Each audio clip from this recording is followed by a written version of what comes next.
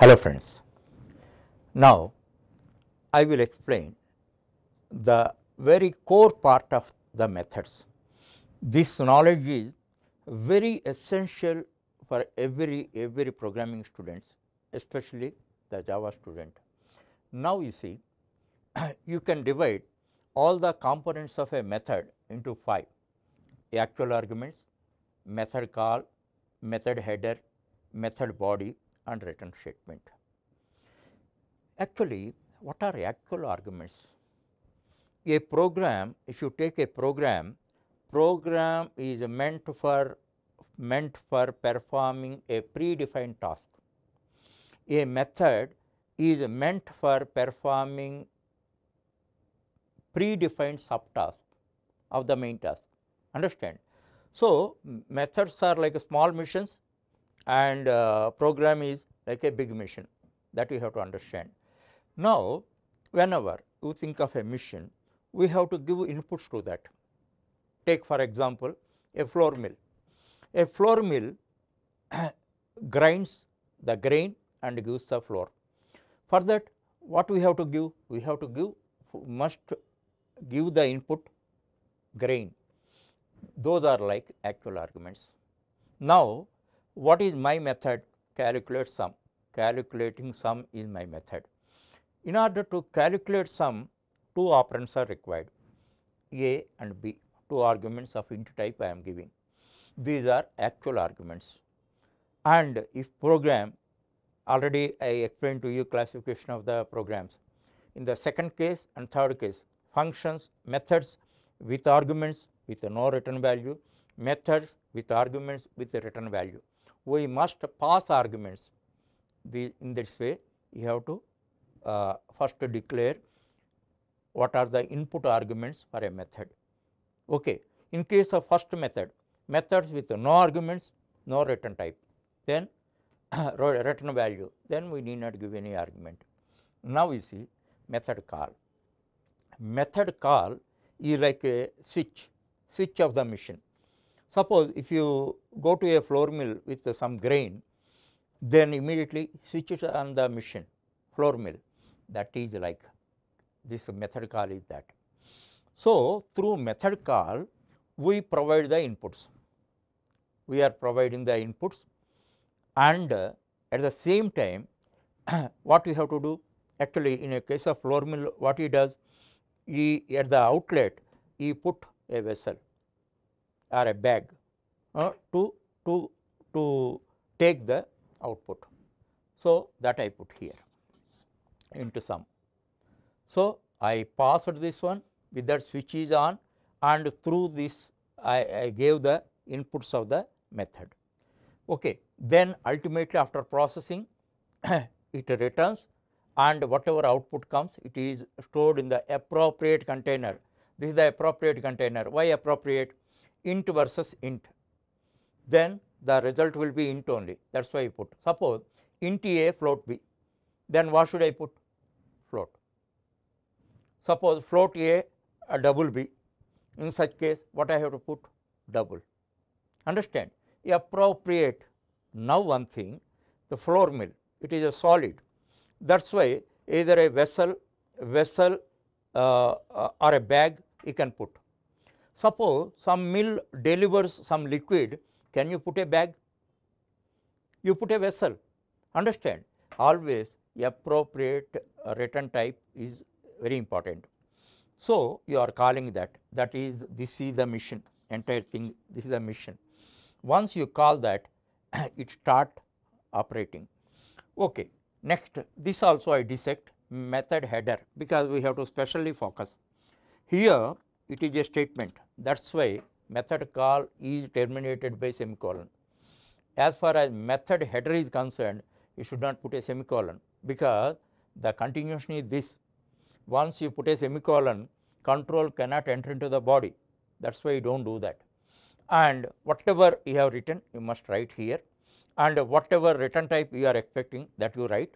If the first type of method, you write void. You must write void, no implicit application.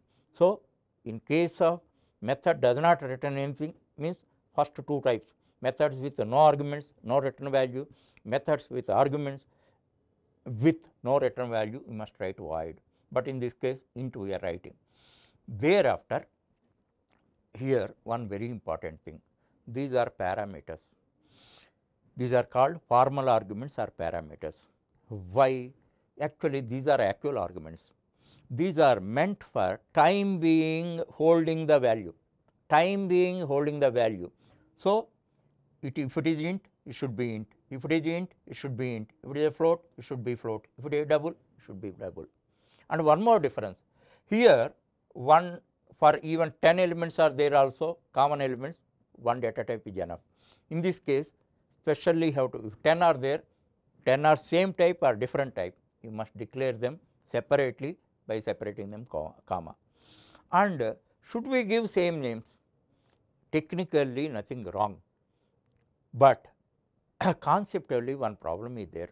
If I give A and B here, what to think of?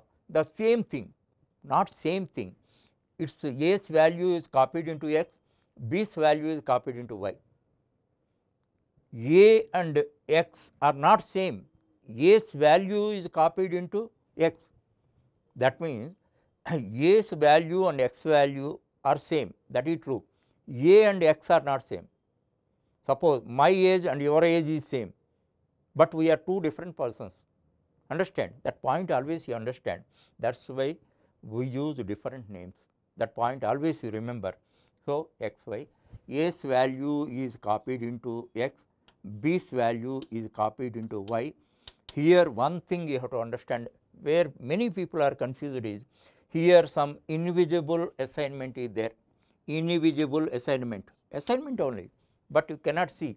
Suppose if I write like this, the visible assignment, 10 is stored in A, 5 is stored in B. This is invisible assignment. If you because logically there should not be any gap in your understanding. If you put this word invisible assignment, means logical gap is cleared, otherwise you cannot own it. Okay. Now, x value is 10, y value is 5. Okay.